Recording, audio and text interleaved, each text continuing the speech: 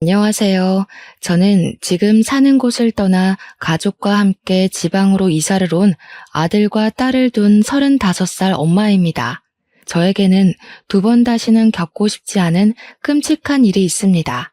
그 일은 지금 생각해도 온몸에 닭살이 달아오르네요. 저희 사랑스러운 아들을 하마터면 평생 못 볼 뻔했거든요.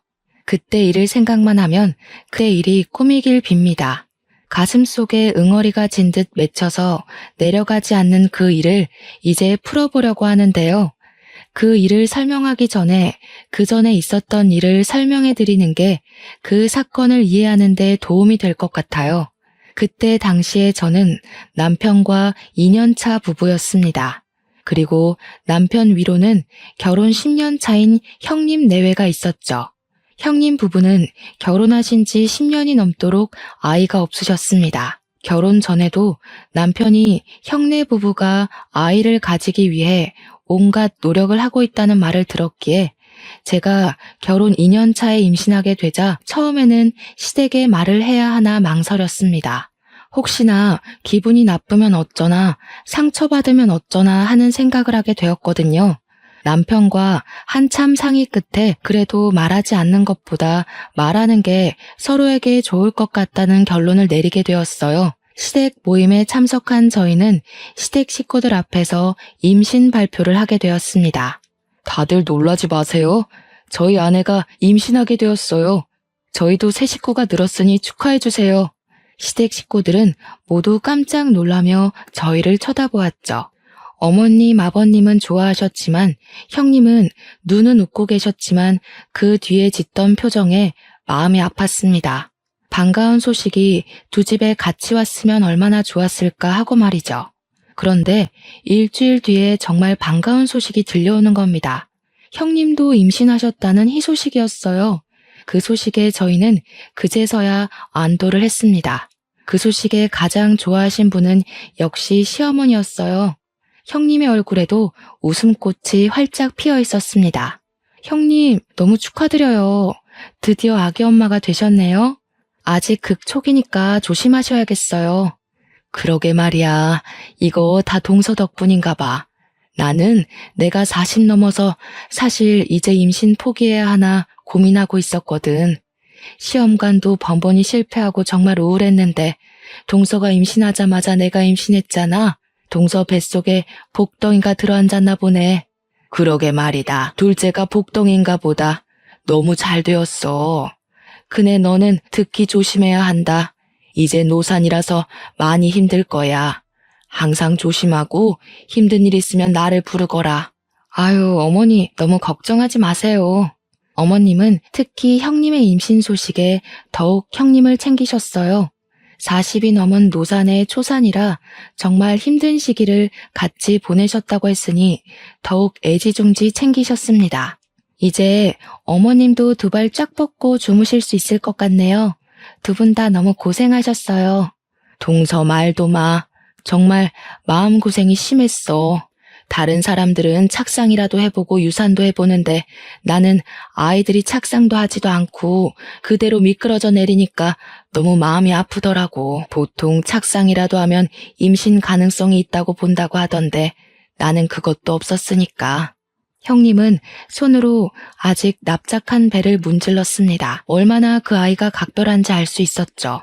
저도 그래서 형님의 아이가 건강하게 태어나길 기도하고 또 기도했습니다. 저희는 동시에 임신하게 되면서 많은 것을 공유했어요. 태교 정보나 육아용품 정보 등을 서로 나누었죠.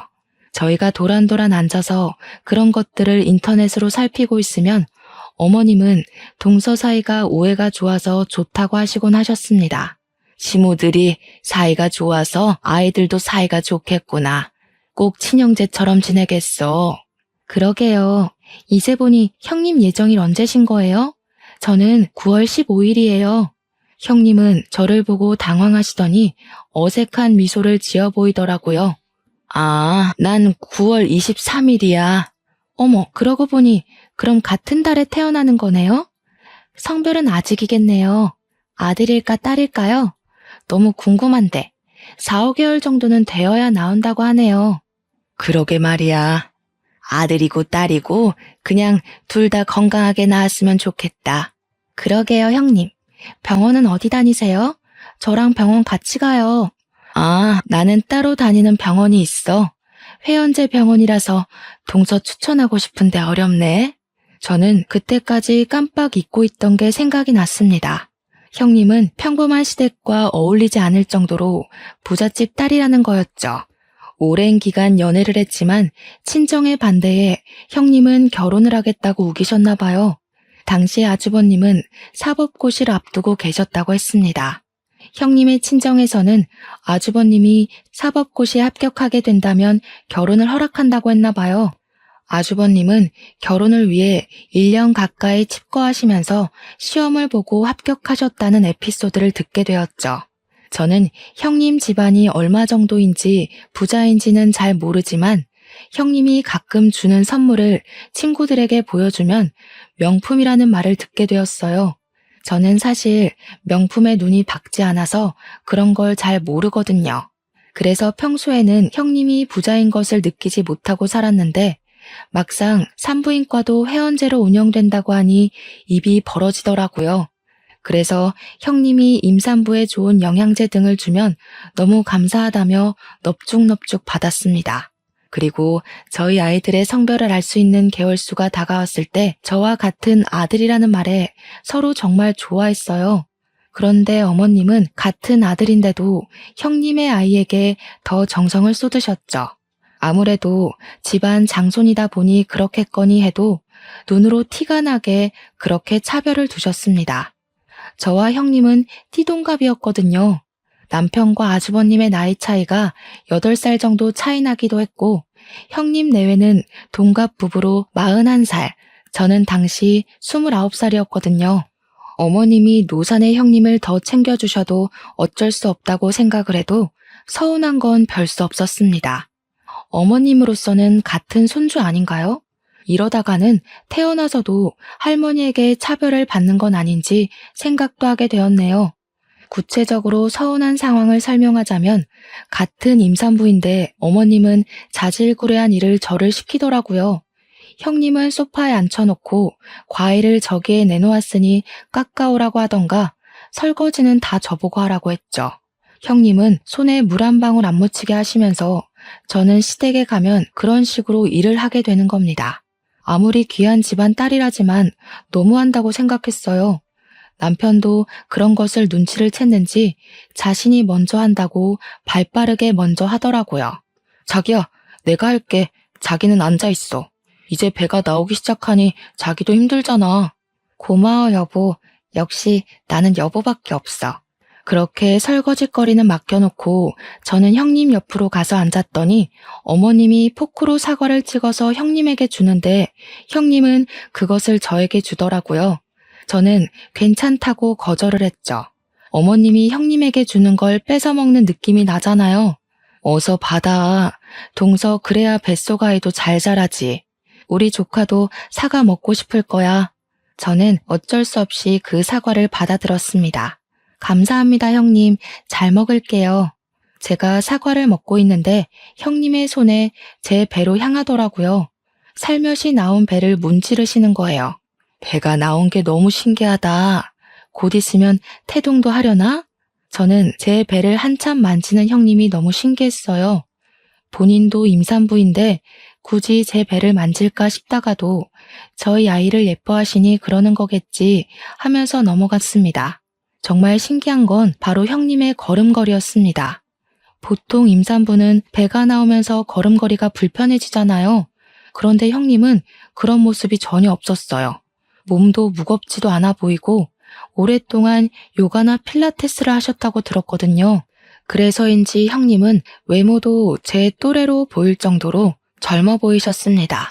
신체 나이가 저보다 더 좋으신 것인지 가벼운 형님의 걸음걸이가 부러웠죠. 형님은 오랫동안 운동을 많이 하셔서 그러신지 몸도 참 가벼워 보이시네요. 몸도 유연해 보이시고요. 아니야, 그럴 리가. 나도 얼마나 불편한데 동서 눈에만 그렇게 보이나 보다. 형님은 기분이 나쁘셨는지 목소리가 쨍했습니다. 하긴 갑자기 몸에 한 생명이 더불어 사는데 안 불편할 리는 없겠죠. 아차, 저는 실수했구나 싶었습니다. 죄송해요, 형님. 힘든 건 당연하시죠. 그런데 정말 몸이 유연하셔서 그렇게 말한 거였어요. 역시 운동을 하시니까 그런가 하고. 형님은 기분이 풀리셨는지 저를 향해 싱긋 미소를 지었습니다. 아니야, 내가 너무 예민하게 굴었지? 미안해. 임신하니까 신경이 너무 예민해져서 그런가 봐. 그렇죠. 임신하면 호르몬 때문에 예민해진다고 하더라고요. 빨리 뱃속에서 나왔으면 좋겠어요. 그러게 말이야. 저희는 임신과 육아에 관한 이야기를 자주 나누었던 것 같아요. 물론 친구들과도 그런 이야기를 하고는 하지만 형님은 저와 그런 이야기를 하는 것을 유독 좋아하셨기 때문에 더 자주 이야기를 하게 되었어요. 그렇게 제가 임신 7개월 차에 들어갔을 때 형님은 정말 뜻밖의 제안을 저에게 해오셨습니다. 형님이 미국으로 원정 출산을 가는데 저보고 같이 가자고 하시는 겁니다. 당시에 뉴스로 원정 출산에 관한 이야기를 많이 들어보기는 했어요. 미국은 자국에서 태어난 아기들에게 시민권을 주기 때문에 그곳에서 낳고 돌아오면 아이에게 미국 시민권이 생긴다는 거죠. 특히 남아들에게는 병역을 하지 않아도 되는 특혜 중에 특혜였던 겁니다. 동서, 나 미국 가서 아기 낳으려고 하는데 같이 갈래? 동서 아이도 아들이잖아. 나중에 군대 보내야 하는데 한국에서 낳으면 빼도 박도 못하고 가야 하잖아. 그런데 미국에서 낳으면 시민권을 주니까 나중에 아이가 원하면 군대 안 가도 되는 거고. 어때? 같이 갈래? 저는 순간적으로 혹했습니다. 한국에서 남자들은 당연히 군대를 가야 하는데 가서 빈번하게 다쳐온다는 말을 들으면 엄마들은 가슴이 녹아내리잖아요. 그런 곳에 우리 아들이 안 갈 수 있다면 당연히 좋겠죠. 하지만 그것은 둘째치고 원정 출산 비용이 몇천 단위로 든다는 것도 알고 있었습니다. 그래서 아무나 쉽게 할 수 없다는 것도 알고 있었죠. 부자인 형님이야 쉽게 그런 선택을 할 수 있겠지만 서민인 저희는 원정 출산은 꿈일 뿐이었습니다. 글쎄요, 저희는 그럴 만한 형편이 되지 않아서요. 뉴스 보니까 몇 천만 원이나 든다고 하던데 너무 부담스럽네요. 어머, 내가 동수한테 돈 내라고 하겠어? 너무 걱정하지 마. 돈은 내가 전부 다 내줄 테니까 돈 걱정하지 말고 다녀오자. 나도 혼자 가려니까 심심하기도 해서 그래. 우리 아이들한테 너무 좋은 기회잖아. 나중에 시민권 얻으려면 엄청 힘든 거 알아? 미래를 위해서 지금 투자를 하는 거니까 아이를 위해서 가자. 몇 천만 원이나 되는 돈을 선뜻 내준다는 말에 너무 놀랐습니다. 몇백을 내주어도 부담스러울 일인데 말이죠. 그 자리에서 알겠다는 말을 못하겠더라고요. 이게 만든 건가 싶기도 하고 예뻐해 주시는 건 감사한 일이지만 부담스러운 건 어쩔 수 없었습니다. 일단 남편하고 상의해 볼게요. 이 문제는 저 혼자서 정할 수 있는 일은 아닌 것 같아요. 최소 또 몇 달은 떨어져 있어야 한다고 들어서요. 고민이 되네요. 그래? 그럼 서방님께 잘 설명을 해봐. 이렇게 좋은 기회 흔치도 않으니까. 비용은 걱정하지 말고, 알았지? 그날 저녁 남편에게 형님이 말한 원정 출산에 관해 이야기를 하게 되었습니다. 이건 아니다 싶다가도 아이의 미래를 생각하면 더없이 좋은 기회잖아요.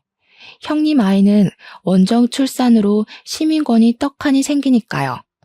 막상 그런 좋은 기회를 발로 차버리고 우리 아들은 시민권도 없고 군대까지 가야 하나 생각하면 놓치기 아까운 기회였습니다. 형님이 미국으로 원정 출산을 간다고 하는데 나랑 같이 가자고 하던데 비용은 다 형님이 지급해준다고 했어. 다녀올까? 너무 좋은 기회잖아. 그 말에 남편은 정색하기 시작했습니다. 원정 출산? 미국으로? 그게 무슨 말이야? 아이는 한국에서 낳아야지. 무슨 미국까지 가서 낳겠다고 하는 거야? 미국은 거기서 낳기만 하면 시민권을 주잖아. 그럼 나중에 미국 국적으로 선택하면 병역도 제외될 수가 있대. 당신도 군대 이야기하면 다시는 가기 싫은 곳이라고 생각만으로도 끔찍하다고 했잖아. 그런 곳에 우리 아들이 안 가면 얼마나 좋아. 제 말에 남편은 정말 의외의 말을 하기 시작했습니다. 자기 말이 맞긴 하는데 남자는 군대를 다녀와야 부모님의 소중함도 알고 주위를 살펴볼 여유도 생겨. 군대라는 게 꼭 간다고 좋은 건 아닌데 남자라면 다녀와야 사람 구실을 하기도 하고 나도 군대에서 철들었다니까. 아무튼 나는 반대야. 굳이 그렇게까지 군대에 안 가야 하나 싶기도 한데. 원정 출산 이야기를 하면 남편은 당연히 반길 줄 알았는데 반대를 하니 저도 원정 출산에 대해 회의적으로 바뀌기 시작했어요. 해외까지 가는 것도 부담스럽고 남편 없이 몇 달을 떨어져 있는 것도 괜히 싫어지더라고요. 그리고 출산 후에 친정엄마도 못 볼 생각을 하니까 앞이 까마득하게 바뀌기 시작했죠. 그 순간 그래, 남편 말이 다 맞지 라는 생각을 하게 되었습니다. 저는 형님에게 전화해서 해외 원정을 거절하게 되었어요. 여보세요? 아, 형님. 남편이랑 상의를 해봤는데요. 아무래도 해외 원정은 안 될 것 같아요. 서방님이 반대하는 거면 내가 설득해주면 어떨까? 잘 말해볼게. 너무 좋은 기회잖아. 아니에요. 저도 막상 나가려니까 친정엄마 옆에서 있는 게 더 좋을 것 같아서요. 아이가 비행기 탈 때까지 몇 달간 떨어질 생각을 하니까 못 갈 것 같아요. 그렇구나. 그렇지. 임신하고 출산하면 엄마가 더 보고 싶을 테니까. 알겠어. 동서가 싫다고 하면 나도 더 권유하지 않을게. 그런데 며칠 후에 어머님이 저에게 전화하시는 겁니다. 너희 형님이 미국으로 원정 출산을 가자고 하는데 왜 안 가겠다고 하는 거니? 이게 얼마나 좋은 기회인 거 모르는 거야? 너희 형편으로는 어림도 없는 일이잖아. 그런데 왜 안 가겠다고 하는 거니? 어머님은 저희가 원정 출산을 가지 않는 것에 화가 단단히 나신 것 같았습니다. 아, 네, 어머니. 남편이 반대하네요. 남자는 군대를 다녀와야 철이 든다면서요. 저도 어쩔 수가 없어요. 남편이 반대하면 네가 설득해야지. 그것 하나 설득을 못하는 거야? 아무튼 원정 출산 가라. 너희 형님이 너를 가엾게 여겨서 챙겨준다고 하는데 그렇게 거절을 하면 되겠니? 어머니, 죄송해요. 저도 막상 가려니 몇 달을 거기 있어야 한다고 하니까 좀 그래서요. 저희는 괜찮으니까 형님 혼자 다녀오라고 하세요. 너는 끝까지 진짜 아이 생각은 하나도 하지 않는구나. 어떻게 엄마가 되어서 그럴 수가 있다니? 제가 싫다고 해도 어머님은 한동안 저에게 전화하셔서 원정 출산을 가라고 하는 겁니다. 저는 그때마다 거절했더니 어머님은 제가 시댁에 가도 어머님은 저를 곱게 보시지 않았습니다. 그래도 어쩌겠습니까? 마음이 내켜야 그것도 가는 건데 어머님이 그렇게 나서서 저를 닥달하니 더욱 가기 싫더라고요. 그렇게 해외 원정 사건이 지나가고 막달이 다 되어가고 있었습니다. 시댁에 모여 밥을 먹고 다들 도란도란 이야기하고 있었는데 형님이 저에게 다른 이야기를 했습니다. 동서, 이제 막달인데 출산할 병원은 정했어?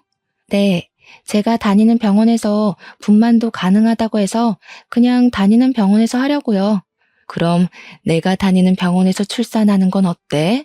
형님이 한국에서 출산한다는 말에 깜짝 놀랐습니다.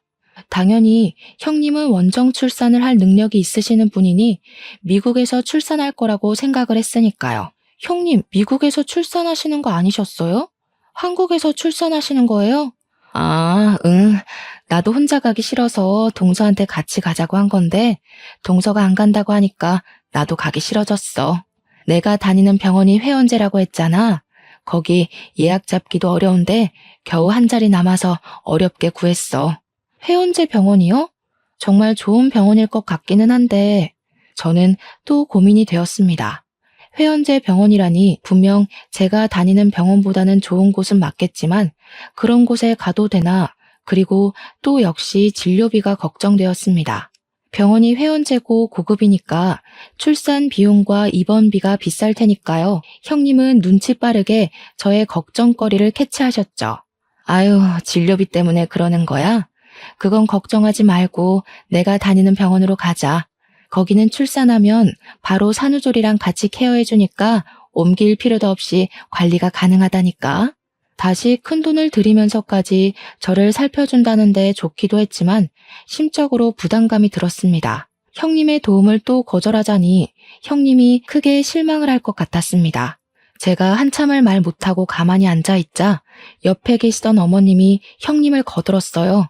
아유, 그게 무슨 고민이라고 그러고 있니? 네 형님이 이렇게까지 신경을 쓰고 있는데 그냥 네 하고 가면 되는 거야. 어머니의 말이 맞기도 했죠. 이 모든 게 저를 위한 형님의 마음인데 저는 거절하지 않기로 했습니다. 네, 어머니 형님, 저도 그 병원으로 갈게요. 형님이 어렵게 구한 자리인데 안 가는 것도 저한테 손해일 것 같네요. 그래, 정말 잘 생각했어. 안 가면 손해인 곳이라니까. 동서가 간다고 하니까 내가 마음이 놓인다. 그때는 그곳이 저의 불행의 시작이 될 줄은 생각하지 못했습니다. 역시 세상에는 공짜란 없는 것인데 말이죠. 저는 출산 예정일을 일주일 정도 남겨두고 형님과 함께 그 산부인과로 향하게 되었습니다. 예약제로 운영된다고 하는 산부인과는 인적이 드문 산속에 있었습니다. 그렇게 크지 않은 2층 건물이 꼭 산부인과라고 하기보다는 별장 같은 저택 같은 느낌이었죠. 간판도 없는 모습에 모르는 사람들이 온다면 그냥 집으로 착각할 정도였어요. 그래도 주위가 산이다 보니 상쾌한 나무 향기에 새소리까지 들리니 왜 산에 있는지 대충 짐작은 갔습니다. 심신이 안정되는 느낌이었으니까요. 안으로 들어가니 겉모습과는 다르게 정말 병원이었습니다. 예약된 산모 또한 저와 형님 2사람밖에 없더라고요. 우리를 위해 있는 의사와 간호사, 그리고 식사와 청소와 아이들의 케어를 해주는 분까지 총 6명이 있는 작은 병원 느낌이었죠. 제가 지낼 병실로 들어가니 병실도 호텔 스위트룸처럼 널찍하게 꾸며져 있는 겁니다. 이렇게 좋은 곳에 지내도 되는지 걱정이 되었습니다. 형님, 시설이 너무 좋은데요. 이런 곳은 너무 비싸지 않아요? 뭘 그런 걸 걱정하고 그래. 일단 심신적으로 안정을 취해야 하지 않아? 너무 걱정하지 말고 편하게 지내. 내가 동서한테 이 정도도 못 해주겠어? 형님의 말에 너무 감사하고 또 고마웠습니다. 그렇게 정말 며칠은 왕비 대접이라도 받는 것처럼 마음 편히 그곳에서 지내게 되었습니다. 이런 곳에서 아이도 낳고 또 산후조리까지 받을 수 있다니 형님은 출산 후에는 가족까지 같이 와서 지내도 된다고 하는 겁니다. 역시 돈이 좋구나 하고 있었는데 순간 아랫배가 뭉치듯이 아파왔습니다. 꼭 엄청난 생리통이 밀려오는 그런 느낌이 드는 게 너무 놀랐죠. 아직 출산 예정일도 3일이나 남은 상태였습니다. 병실에 있는 벨을 누르니 간호사가 달려와 저를 살펴보고 진통이 오는 거라고 말하더라고요. 처음 느껴보는 진통에 저는 간호사를 따라 분만실로 향했습니다. 진통 간격도 빨라지고 조금 좋아졌다 싶으면 다시 밀려오는 고통이 얼마나 심하던지 옛날 엄마들이 애 낳다가 죽는다는 말이 괜히 나오는 게 아니구나 싶었습니다. 그렇게 정신없이 시간이 흘렀습니다. 남편과 엄마 생각이 간절한데 핸드폰을 병실에 두고 와서 전화할 수도 없는 겁니다. 저는 제 옆에서 저를 지켜보는 형님에게 전화해달라고 했어요. 형님, 남편 좀 불러주세요. 엄마도 불러주시면 감사하겠어요. 형님은 제 손을 꽉 잡으셨죠. 알겠어. 너무 걱정하지 말고 마음 편하게 있어. 서방님은 내가 부를 테니까. 알겠지? 곧 형님도 출산을 하실 텐데도 너무 태연한 모습이었습니다. 다시 밀려오는 산통에 비명을 질렀습니다. 간호사가 제 다리 사이에 손을 집어넣더니 곧 아이가 나온다고 하면서 형님을 밖으로 밀어내는 겁니다. 결국 남편도 없이 아이를 출산하게 되었습니다. 아이를 낳은 것까지는 기억하는데 그 뒤는 하나도 기억이 나지 않았습니다. 눈을 떠보니 제 병실이었거든요. 밑은 아직도 빠질 것처럼 아리고 쓰린데 배는 무언가 빠진 듯 가벼웠습니다. 정말 아이를 낳은 건가 싶어 몸을 일으켜 아기 침대를 바라보았죠. 아기 침대에 있어야 할 아이가 없는 겁니다. 미리 들은 말로는 모자 동반 병실이었거든요. 침대 위에 있는 배를 눌렀더니 간호사가 병실로 달려왔습니다. 제 아이는 어디에 있나요? 검사 받으러 갔나요? 그런데 간호사가 아무 말 하지 않는 겁니다. 입을 꼭 다물고 가만히 서 있는 게 너무 이상했죠. 왜 말 안 해주세요? 제 아이 어디에 있는 거냐고요? 아기 침대에 있어야 하는 거 아닌가요? 아이가 태어난 직후에 사망했어요. 폐호흡을 해야 하는데 못했습니다. 순간 머릿속으로 이해가 안 됐습니다. 아이가 죽다니, 그것도 태어나기 직전까지 멀쩡한 아이가 말이죠. 자리에서 벌떡 일어나서 간호사에게 다가갔는데 저를 밖으로 못 나가게 막아서더라고요. 저를 왜 막는 거예요? 일단 심신의 안정을 취하시는 게 먼저인 것 같습니다. 진정하세요. 아이가 죽었는지 확인을 해야 할 거 아니에요. 당신 말만 믿고 어떻게 제 아이가 죽었다고 믿을 수가 있는 건데요. 일단 진정하세요. 이제 막 출산을 하셔서 심신 안정이 먼저세요. 저는 간호사를 밀치고 병실 밖으로 뛰쳐나갔습니다. 형님이 놀란 눈으로 복도 끝에서 갓난 아이를 안고 서 계시더라고요. 저는 그 아이가 제 아이라는 걸 직감하고 형님에게 다가갔죠. 그 아이, 제 아이죠? 그렇죠. 이리 주세요. 제 아이 돌려주세요. 무슨 말이야, 동서. 이 아이는 내 아이야. 형님은 아직 출산도 안 하셨잖아요. 그런데 어떻게 그 아이가 형님의 아이라고 말을 하시는 건데요? 동서가 출산하고 기절해 있는 동안 나도 출산을 했어. 방금 일어나서 아이를 품에 안은 거고. 말도 안 돼. 그게 가능한 일이에요? 저보다 출산 예정일이 며칠이나 차이 나는데 아무리 우연이라도 이게 가능하냐고요. 왜 말이 안 된다고 하는 거야? 아이가 죽었다고 미쳐버린 건 아니지? 당연히 제 아이가 죽었다는 것을 믿지 못했습니다. 그 짧은 시간에 초산인 사람이 아이를 출산하고 저렇게 멀쩡하게 서 있는 것 자체가 말이 안 된다고 생각했습니다. 몇 시간 전에 출산한 저는 다리가 이렇게 떨려오는데 말이죠. 그런데 도대체 왜 형님은 갑자기 제 아이를 자신의 아이라고 우기는지 알 수 없었습니다. 홀쭉해진 형님의 배에 저는 당황스럽기만 했어요. 모든 것을 다 떠나서 저는 제 아이를 되찾아야 했습니다. 그리고 형님이 안고 있는 아이가 제 아이라는 확실한 증거는 제 아이의 시체를 보는 것뿐이라고 생각했습니다. 아이를 본다면 적어도 형님 아이 둘 중 누구의 아이는 죽은 게 틀림없으니까요. 그럼 죽은 아이라도 보여주세요. 역시나 제 말에 형님은 한동안 말 못하고 우두커니 서 있었습니다. 그러니 더 제 아이라는 확신이 들더라고요. 왜 말이 없어요? 제 아이 보여주시라고요. 안 돼. 동서가 보면 충격받을 거니까 잠시 쉬고 나중에 보여줄게. 제가 형님에게 다가가자 형님이 뒷걸음치는 겁니다. 아이가 다칠까봐 형님에게 달려들어 아이를 뺏을 수조차 없었습니다. 더 이상 형님을 자극하면 아이가 위험해질 것 같았습니다. 아이를 위해 한 발 물러서기로 했죠. 일단 방으로 돌아와 남편에게 전화했습니다. 여보, 내가 아이를 낳았는데 형님이 우리 아이를 데리고 가서 주지를 않아. 빨리 와. 어서 와. 너무 무서워. 그게 무슨 말이야?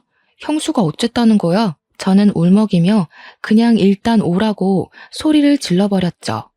남편에게 길게 설명할 정신도 없었습니다. 이 상황이 기가 막히고 어이가 없었으니까요. 1시간 뒤에 남편과 아주버님 어머니가 함께 산부인과로 찾아왔습니다. 시댁 식구들이 오자 저는 그동안의 상황을 설명했습니다. 다 제 편을 들어주고 제 아이를 찾아줄 것이라고 생각을 했지만 저의 이야기를 들어주는 건 오직 남편밖에 없는 겁니다. 상황을 바르게 판단할 줄 알았던 아주버님까지 그 아이는 본인들 아이라고 하니 정말 팔짝 뛸 노릇이었습니다. 저 아이는 저희 아이가 확실해요. 어떻게 우리 아이를 재수 씨 아이라고 우길 수가 있는 겁니까? 제 말 못 들었어요? 형님은 진통도 안 했다니까요? 아이를 낳고 저렇게 멀쩡할 수가 없다고요. 그게 무슨 말도 안 되는 말입니까? 제 아내 말로는 재수 씨가 출산 후 기절한 시간이 무려 5시간이 넘는다고 하던데요. 재수 씨가 진통할 때 본인도 살짝 아파져도 내색도 못하고 참았다고 합니다. 재수 씨가 아이 낳으니 그제야 출산했다고 말했습니다. 아주버님까지 제 아이를 자신의 아이라고 우기니 기가 막혀 왔습니다. 그럼 죽은 아이는 왜 안 보여주는 건데요?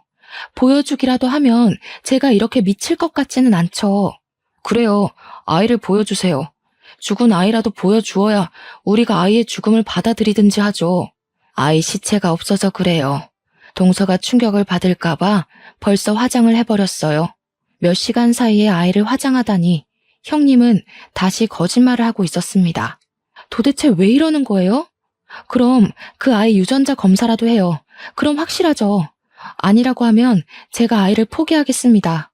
제가 그 말을 꺼내자 갑자기 어머님이 화를 내시는 겁니다.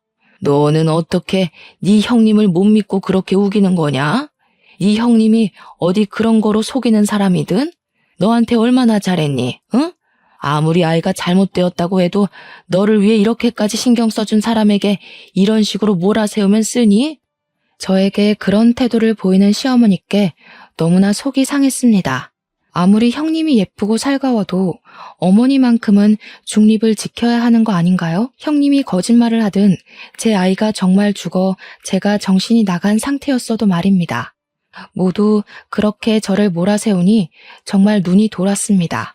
그 상황에 눈이 안 돌아가는 게 비정상 아닌가요? 처음부터 이상했습니다. 자신의 몸보다 제 뱃속의 아이를 이뻐했던 형님이 너무 가벼운 그 몸짓까지 그제야 무언가 맞추어지지 않은 퍼즐이 맞춰지는 기분이 드는 겁니다. 이 비싼 병원까지 말이죠. 이 병원에 몇 안 된 사람들도 다 형님이 저를 속이기 위한 사람들로 보이는 겁니다. 그때 형님이 처음부터 임신하지 않은 게 아닐까? 라는 생각하게 되었죠.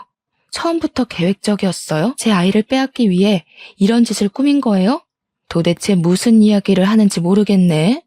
형님, 임신을 안 하신 거죠? 제 아이를 빼앗기 위해서 임신한 연기를 한 거예요? 아니야. 도대체 무슨 말을 하는 거야? 나는 정말 임신을 했고 아이를 낳았다고. 동서도 그동안 내가 임신한 거 봤잖아. 얼굴이 시뻘개진 형님이 저를 향해 소리를 꽥 질렀습니다. 그래도 아이를 이대로 가만히 뺏길 수는 없었습니다. 그럼 검사해요. 산부인과 의사도 있으니 우리 검사를 해보면 되겠네요. 출산했다는 증거 저에게 보여주세요.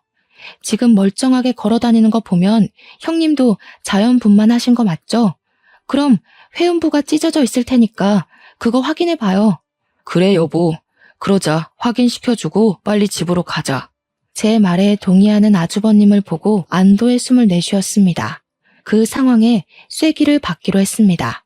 산부인과 의사도 믿을 수 없으니 출산의 경험이 있는 어머니라면 확실히 알아볼 수 있을 거라고 생각했죠. 어머님도 같이 확인하러 가시죠. 그래야 모두 믿지 않겠어요? 무슨 말도 안 되는 소리를 하는 거야. 나는 진짜 아이를 낳았다고. 왜 내가 그런 검사를 받아야 하는 건데? 그럼 이 상황을 제가 어떻게 받아들여야 하는 건데요? 아이 시체도 없는 상황에서 형님 말만 믿고 이렇게 속절없이 아이를 빼앗겨야 하는 건가요? 아이를 낳았다면 확인시켜 주시면 되잖아요. 그 순간 형님이 아이를 안고 쏜살같이 병실 안으로 뛰어 들어가는 겁니다. 저는 형님을 따라 재빨리 병실로 뛰어들어가 형님이 문을 못 잠그게 막았습니다. 형님은 점점 뒤로 물러서더니 2층 테라스로 발을 옮겼습니다. 더 가까이 오기만 해봐. 여기서 아이랑 뛰어내릴 거야. 다시는 아이를 안 뺏겨. 알아들어? 저는 바닥에 털썩 주저앉아 눈물을 터뜨렸습니다. 아이를 안고 협박하는 형님을 도저히 따라갈 수가 없었어요. 그 모습을 본 시댁 식구들은 다들 놀라서 그 자리에 얼음처럼 멈춰섰습니다. 그리고 다 같이 흥분한 형님을 달래기 시작했어요. 그네야, 그게 무슨 짓이냐. 그러지 말아라. 그러면 안 되는 거야. 여보, 이리 아이를 어서 이리 줘. 그러다 큰일 나. 형님, 제발 그러지 말아요. 왜 그러는 거예요? 아이가 불쌍하지도 않아요? 형수님, 저희 아이 돌려주세요. 내 아이라고 말했잖아. 왜 내 말을 듣지 않는 거야, 왜? 다들 내 말을 안 듣는 거냐고. 난 분명히 아이를 가졌는데, 분명 입덧도 하고 배도 불러왔는데, 왜 다들 아니라고 하는 거냐고, 왜? 그 상황에 가장 충격을 받은 사람은 바로 아주버님인 것 같았습니다. 멍하니 밤 미친 사람처럼 구는 형님을 바라보셨습니다. 저는 제발 누군가 이 상황은 끝내주길 바랬어요. 믿기 싫은 현실에서 깨어나고 싶었습니다. 아주버님이 형님에게 천천히 다가가서 형님에게 말했어요. 여보, 아이 내게 줘. 난 믿어. 우리 아이가 있었다는 거. 그러니까 아이는 내게 줘. 형님은 한참을 아주버님을 쳐다보다가 아이를 주셨습니다. 아주버님은 아이를 안고 눈물을 떨구셨습니다. 그러다가 천천히 돌아서서 남편에게 아이를 건네주었습니다. 뭐 하는 짓이야? 우리 아이를 왜 주는 건데? 내 아이야. 나를 믿는다며. 그런데 아이를 주는 거야? 거짓말한 거야?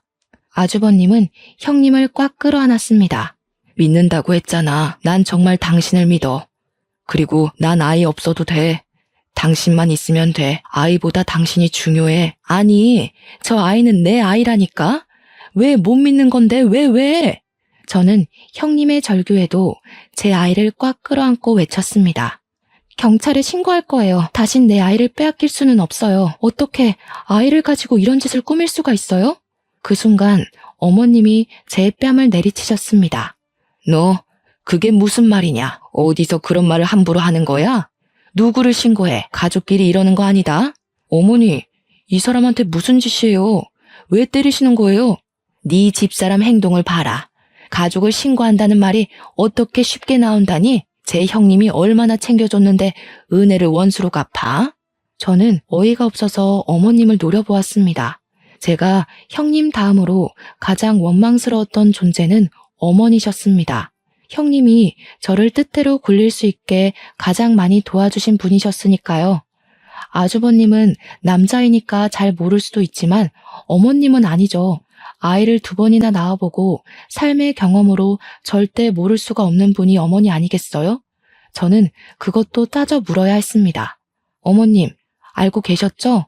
형님이 아이 가지지 않은 거 처음부터 알고 계셨던 거죠? 어머님은 당황하시며 2눈을 치켜뜨셨어요. 그게 무슨 말이냐? 내가 뭘 알아? 내가 무슨 산부인과 의사도 아니고 어떻게 알겠니? 정말요? 그동안 형님과 가장 붙어있던 분은 어머님 아니셨나요? 아주버님은 일로 바쁘시다고 형님 집에까지 가서 온갖 살림은 다 해주면서 그걸 몰랐다고요? 몸동작 하나로 저도 눈치챈 걸 몰랐을 리가 없잖아요. 처음부터 형님 계획도 알고서 저에게 해외 원정 가라, 이 병원 가라고 한 거 아니에요? 어머님은 저를 보면서 말을 더듬기 시작했죠. 얘가 무슨 말을 하는 거야? 나는 정말 모른다. 어머니, 사실대로 말하세요. 정말 이 사람 말이 사실이에요? 똑바로 말씀하시라고요. 말 안 하시면 저는 어머니까지 신고할 거예요. 어머님은 남편이 다그치자 그제야 입을 열기 시작했습니다. 나도 처음은 몰랐다. 얘가 분명 입덧도 하고 배도 불러오기는 했는데 어느 순간 그 배가 푹 꺼지는 거야. 그때부터 이상하다고 생각을 하고 물어보았더니 병원에서 상상 임신을 했다고 하더구나. 초음파에 아이의 모습이 안 잡힌다고. 얼마나 아이를 가지고 싶었으면 상상 임신을 하겠니? 그 말에 기가 막혔습니다. 그런다고 이런 일을 저지른다는 게 용서가 되는 건 아니었으니까요. 물론 형님이 가여웠습니다. 하지만 그렇다고 제 아이를 납치하려고 한 건 용서할 수 없었습니다. 모든 것을 알고 있었던 어머님까지 말이죠. 그런데 왜 처음부터 알고 있으면서 제 아이가 형님 아이라고 하신 건데요? 다 알고 계셨다는 거잖아요. 어떻게 제 뺨까지 때리세요? 지금 누가 가장 마음 아픈 사람이라고 생각하세요? 상상 임신으로 가지지 않은 아이를 잃은 형님이요? 아니요, 분명 내 몸으로 아이를 낳았는데 죽었다는 말을 들어야 했던 저였어요. 그 잠깐 모든 하늘은 무너져 내렸습니다. 울음소리 한 번 못 듣고 내 아이를 뺏겨야 했다고요. 그건 어쩔 수 없었다. 네 형님이 나한테 애원을 하더구나. 너희 아이를 키우고 싶다고. 자신은 이제 나이도 있고 남편이 그렇게 좋아하는데 이대로 아이가 없다고 말 못한다고. 너희 아이니까 같은 핏줄이니까 너만 모르게 아이만 데려오면 된다고. 너희는 아직 젊으니 다시 아이를 가질 수 있잖아. 정말 미안하다. 너희에게 미안해. 하지만 한 번만 너그러이 이해를 해줘라. 오죽하면 이렇게 했겠니? 어떤 정신을 가지고 있으면 저런 말을 아무 죄책감도 없이 내뱉을 수가 있는 걸까요? 어머니, 돌고래도 새끼가 죽으면요, 한동안 업고 다니는 거 아세요? 저는요, 죽었다는 자식의 얼굴도 못 봤어요. 정말 죽었다면 제게 차가운 아이라도 안고 떠날 기회를 주셨어야 해요.